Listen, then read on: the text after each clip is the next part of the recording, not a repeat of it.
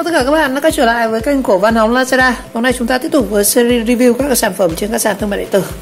Ở đây thì mình có một cái kiện hàng đến từ Shopee trong đợt sale 9 tháng 9.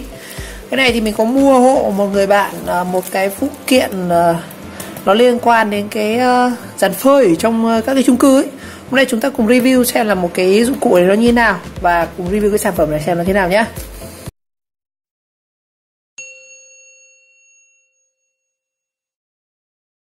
Rồi, cái thông tin về cái sản phẩm này đây, cái này thì nó cũng hơi chuyên sâu về kỹ thuật nên là mình giới thiệu chắc là có lẽ nhiều người cũng sẽ chẳng biết cái này nó ở đâu. Nhưng mà đại khái thì tên của nó sẽ là bộ tời dàn phơi thông minh Hòa Phát KS905 nha anh em. Cái này thì mình mở ra thì mình sẽ chỉ cho anh em cái này nó ở chỗ nào, chứ nhiều người thật sự là không biết đâu. Cái này thật sự là khi mình ngay từ đầu thì mình không biết cái này, nhưng mà khi mình có những người nhờ sửa hộ ấy thì mình mới biết là cái này thì mình có thể mua trên Shopee với giá rất là rẻ luôn. Rồi, nó là bộ tời thông minh Hòa Phát KS905, giá là 160.000 nhá. Ở đây thì mình mua ở cái shop rẻ nhất trên Shopee và mình cũng áp cái mã giảm giá của sale này, của Su nữa, nên chắc chắn là cái bộ này mình mua sẽ cực kỳ là rẻ. Chắc là ngoài thị trường em không mua được cái giá như này đâu. Với giá là 141k này. Đấy, tổng số tiền đây 160.000 trừ đi các loại mã các kiểu luôn thì là 141k và free ship nhá. Đây chính là cái bộ này. Nó là bộ tời thông minh Hòa Phát KS950. Đây là cái sản phẩm mà mình xem ở trên Shopee. Đây, nó là cái bộ này này. Đó. Chính là cái phơi quần áo ấy. Anh em ở nhà chung cư thì chúng ta hay có cái bộ này này. Chính là cái tay quay quần áo để chúng ta giúp chúng ta phơi quần áo lên, xong chúng ta quay ngược lại để rút quần áo xuống ấy. Đó, chính là cái đấy. Đó chính là một cái bộ tời hay là bộ quay tay nhá. Đây, có mỗi hình ảnh thôi. Cái shop này thì mình mua cũng hơi liều tại vì chưa có đánh giá cái gì cả. Không có đánh giá thì cứ mua đại thôi không ạ. Chơi liều, chưa có đánh giá là luôn này. Tôi sẽ là người đầu tiên của Shopee đánh giá về cái này. Đó. Nó là bộ tời thông minh Hòa Phát KS950 này. Giá là 100. Bây giờ lên thành 180.000 rồi. Trời ơi, mình mua vẫn được rẻ. Rồi, đó. Mình thấy một số khác nó bán như là 260 rồi, 170, shop này rẻ nhất. Nó là bộ tời thông minh Hòa Phát KS950 bằng hợp kim nhôm, có hệ thống hãm lò xo tiên tiến, tay quay liền, đồng trục chứ, độ bền trên 7 năm, sức tải là 75 cân và sản phẩm được chế tạo vào công nghệ CNC từ nguyên nhiên khối. Mình có thể mua để thay thế sửa chữa cho bộ dàn phơi. Đó. Ngoài ra thì bộ dàn phơi nó có rất nhiều chi tiết như là dây phơi này, cả bộ dàn này, nó rất nhiều thứ luôn, nên mình chỉ mua cái bộ quay tay thôi. Tại cái bộ này chúng ta dùng nó rất hay bị hỏng ấy, tại vì bị rối dây này, bị đứt dây thì cái bộ này hỏng nhiều nhất. Rồi, đấy chính là cái bộ này. Bây giờ mình sẽ rạch ra thử xem nó như thế nào nhá. Và trước khi rạch ra thì cho anh em xem là cái món này đóng gói như nào. Như vậy shop không đóng hộp, đóng bằng bao tải dứa. Mình thấy có bao tải dứa này. Cái này cũng hơi nguy hiểm vận chuyển nó mà rồi ông nó vỡ của mẹ, nhưng mà cái này bằng nhôm ấy, cha mình nghĩ rằng ông không đóng hộp tại vì nó bằng nhôm. Đó, nó nặng cân lên đấy. Đây, dàn phơi quần áo này, địa chỉ của shop là 30E, ngõ 2/20 Hoàng Liệt, Hoàng Mai, Hà Nội, điện thoại này. Sản phẩm là bộ tời thông minh Hòa Phát KS950, giá tiền thì ở đây mất rồi. Mã đơn mình nhận được giao tiết kiệm, đặt từ hôm qua, hôm nay nhận được luôn, nhanh vãi chưởng luôn, siêu tốc. Giờ rạch ra nào.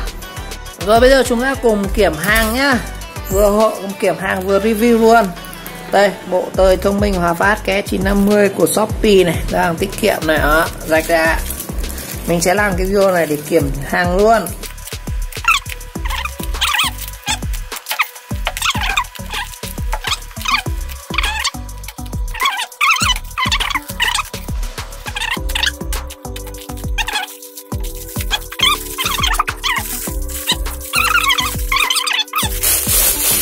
Bình thường ấy thì thường mọi người sẽ xây dàn tum rồi chúng ta sẽ dùng phơi mặc áo, nhưng mà chung cư ấy, thường cái bộ tời này mình sẽ thấy ở nhiều chung cư mọi người sẽ dùng nhiều hơn. Đây chính là cái bộ KS950 này. Ở đây chính là em KS950. Nhưng sao mình lại thấy cả chữ Trung Quốc ở đây này? Em phải tem của Trung Quốc rồi. Như vậy thì cái bộ này nó cho chúng ta luôn cả cái miếng này để ốp vào tường nha anh em. Đây con ốc ốp vào tường này. Cái ốc của nó thì nhìn cũng không sắc sảo lắm. Đó. Tí mình sẽ tháo thử cho anh em xem đây. Những cái này để chúng ta ốp cái này cố định vào tường này. Nó cũng có logo của Hòa Phát cái S950. Cái này cũng kiểu khắc khắc này. Đây, chính là cái bộ mà anh em có quần áo hay dùng cái này. Đó. Mình kéo lên rồi mình quay các kiểu ấy. Rồi. Cái này thì nó sẽ có 3 cấp thì phải. Đó. Cái cước đầu này, cước giữa này. Đó. Có 2 nấc này, 1 này, 2 này. Đó. Dây này. Chúng ta sẽ có bộ dây ở đây. Đó. Cái dây này chúng ta sẽ gắn với cái bộ ở phía trên ấy. Nào thì mình sẽ có quay cận cảnh cho em cái thay cái này nhá. Mà chỉ review thôi. Cách dùng thì đơn giản thôi. Cái này thì anh em nào dùng dàn phơi thì rất là dễ. Đây, nó sẽ có một cái chiều quay như này. Để cái này nó sẽ kéo lên này. Đó. Đấy, cái này nó sẽ kéo này bạn này. Còn cái này chúng ta sẽ mới ra, chúng ta sẽ nở ra này. Đấy, mình sẽ nói về cách sử dụng cái bộ tơi này. Đó. Đầu tiên là cái mặt dưới này nhá. Cái mặt dưới này chúng ta sẽ có là 3 con ốc này.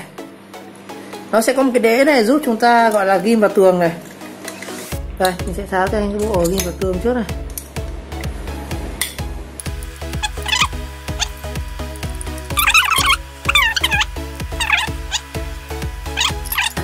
Cái mặt này thì anh em sẽ ốp vào tường thôi. Mình sẽ ốp cái này vào tường và chúng ta sẽ khoan 2 con ốc này. Đó.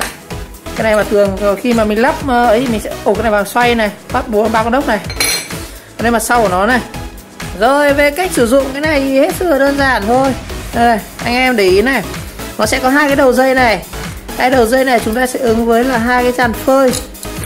2 dàn phơi mà anh em sử dụng ở hộ gia đình ấy. Đó. Thì nó sẽ có một cái dàn phía trước, một cái dàn phía sau. Ví dụ cái dàn này nó sẽ nối với dàn trước này. Thì để sử dụng dàn trước thì anh em kéo nấc này này. Đó. Cái nấc này ví dụ như này nhá. Đó, mình sẽ đặt như này. Đây, chúng ta quay theo cái chiều này. Cái chiều này nó sẽ là thu dây về này, chiều này nó sẽ là mở dây ra này. Đó. Cái khó làm quá nhỉ. Đây này. Đó. Thu dây vào này. Này nó sẽ là dây này, nó sẽ ngược lại, nó sẽ nối dây ra này. Anh em mắc dây thì sao cho cái này nó phải ở giữa nhá. Nếu mà nó chạm vào cái đây nó sẽ đứt dây này. Đó. Đấy. Nó ở giữa này này. Cái này do thợ mình điều chỉnh đấy. Cái này để khi mình đặt cái cố định mình sẽ phải xoay sao cho cái dây nó đứng ở giữa này. Nó không cà nên nó sẽ không bị đứt dây nhá. Đứt dây lại phải mua dây thay. Rồi. Cuốn vào này. Rồi. Còn ở cái thứ hai này chúng ta sẽ ấn cái mặt này xuống này. Đó. Đây chính là cái mặt này. Mở ra này. Kéo này. Đó. Rút lên này. Hai cái này nó sẽ quay ngược nhau nha anh em nhé.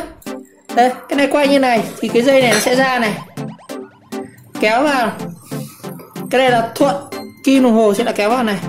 Nhưng mà ấn này xuống này thì hai cái này nó ngược nhau nhá. Đó. Hai cái này nó sẽ ngược nhau. Theo ngược kim đồng hồ thì cái này nó sẽ ra này. Còn theo kim đồng hồ thì cái này sẽ vào này. Còn cái này kéo lên này. Cái này thì ngược lại này. Cái này ngược kim đồng hồ thì nó sẽ ra này. Đó.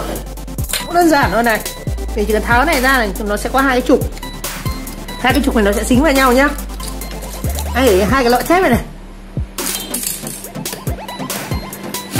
Đó. Anh em lưu ý ở giữa cái chốt này nhá. Đây cái vòng của nó này. Nó sẽ có một cái đệm ở đây này. Và đây nó sẽ quấn 2 cái vòng dây này. 2 vòng dây này. Đây chúng ta sẽ có 2 cuộn vòng dây ở đây. Đó. Một cuộn vòng dây này. Đây nó có một cuộn vòng dây ở đây này. Đây thấy không? Chúng ta sẽ có 2 cuộn vòng dây. Một cuộn vòng dây ở cuộn thứ nhất, một cuộn vòng dây ở cuộn thứ hai này. Đó. Thì cái dây nó sẽ quấn ở cây cuộn này. Đấy anh em thấy không? Đây chính là cuộn vòng dây này. Quận thứ hai tháo tương tự thôi nhá, chỉ có tháo cái quận thứ nhất này. Đây, quận vòng dây. Đó. Thì anh em thay dây anh em chỉ quận lại thôi. Nó sẽ có một cái móc ở đây này. Đó. Mình móc lại thôi. Đấy, trường hợp mà thay dây ở trong cuộn này nó cũng thế thôi. Đó. Đặt vào này. Đặt vào thì nó sẽ hơi xoay một chút nha anh em. Rồi. Chén nắp cái này vào này. Cái này thì nó là chuôi lục giác này. Đấy, anh em đặt cái này vào. Chúng ta điều chỉnh này. Đó. Kéo cái dây này sao cho nó căng nhất là được. Đấy. Và lắp lại thôi. Lắp lại thì chúng ta sẽ móc một cái này vào đây. Đây, móc một cái góc này, móc một cái chỗ khe này. Khe nó xoay được mà. Đấy, lắp cái khe này vào đây này. Đó. Chúng ta bắt ốc vào thôi. Đừng bắt chặt nhá. Bắt vừa vừa thôi. Nó phải cùng này. Nó phải cùng nó sẽ ứng cái vòng này. Nó sẽ ngược nhau nha anh em. Anh em lưu ý là sửa, nhớ lưu ý là hai cái vòng nó ngược nhau nhé. Đó. Quấn vào này. Ống thứ hai chúng ta ấn xuống này. Mở ra này. Đó. Thu dây về này. Hai cái vòng này nó sẽ ngược nhau nhé, nhớ lưu ý đấy. Dàn trước dàn sau nó sẽ lệch nhau. Rồi có một chi tiết nữa là cái chi tiết móc dây. Đây.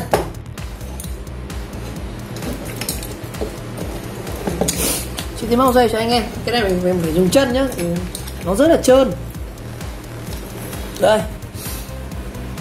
Đây là cái đầu móc dây này. Đầu móc dây tháo như nào thì anh em rất đơn giản thôi, anh em chỉ cần ấn cái này xuống này. Đó. Thì nó sẽ ra cái đầu móc dây cho mình. Đây, cái đầu móc dây. Có cái đầu kia thì mình sẽ đấu cái dàn phơi vào đây này. Anh em cho cái đầu dây dàn phơi đi vào đây, kẹp vào cái này. Rồi chúng ta đính vào đây. Đấy là xong. Đó, đơn giản.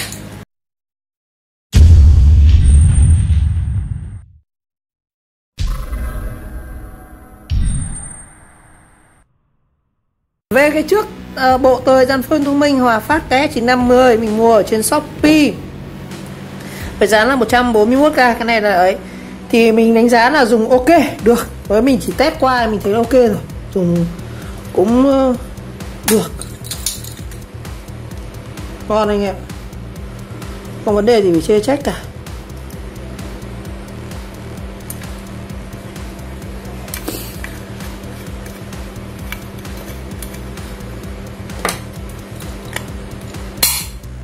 Cái này nó phải vào tận đây không ạ? Nó phải ra tận đây này. Đấy, nó có cái lỗ này. Đó. Mình nghĩ rằng đây là cái bộ mà anh em mà sử dụng ở nhà chung cư thì chúng ta rất hay sử dụng để phơi quần áo, và trong công việc sửa chữa hàng ngày chúng ta sẽ gặp rất là nhiều cái này. Rồi một lần nữa cảm ơn các bạn đã theo dõi video clip, và nếu thấy video hay mình nhớ các bạn nhớ like, subscribe của kênh và chờ đón các video tiếp theo.